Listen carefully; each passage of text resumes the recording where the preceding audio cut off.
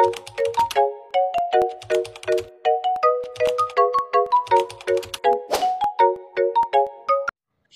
everyone! Good day! Welcome to my vlog. I am Ria Di Verbo, a BE-Ed 4th year student. Ngayon, ibabahagi ko sa inyo ang aking real-life experience about good deeds. For the first question, what happened?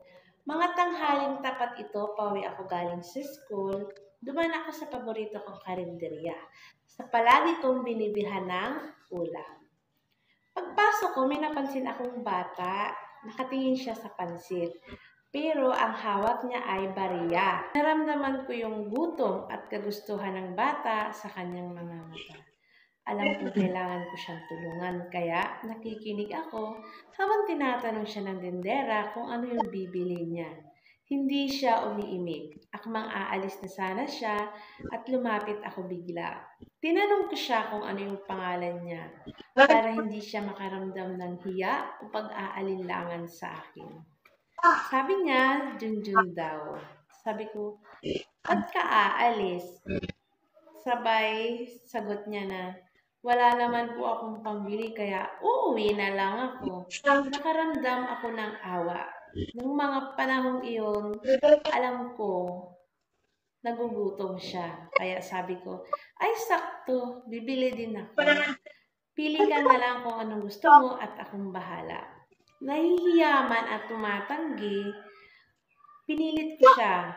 Pinilit ko siya ituro kung ano yung gusto niya at napapayag ko naman, binili ko at binigay ko ito sa kanya, nagpasalamat siya. Sa mga oras na iyon, nakaramdam ako ng saya.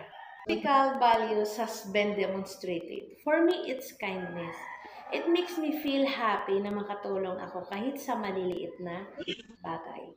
What lesson did I learn from this experience? Lesson. Walang maliit na pagtulong kung ito'y buong puso. May mga maliliit na bagay o tulong na maaaring makapagpabago ng buhay ng isang tao. Ang pagiging tao ay hindi nasusukat sa ating kayamanan, kundi sa ating kakayahang tumulong nang walang hinihingi na kapalit. Sa mundo natin ngayon, mas maganda kung mag-spread tayo ng kindness. Builds a kinder world for the future generations.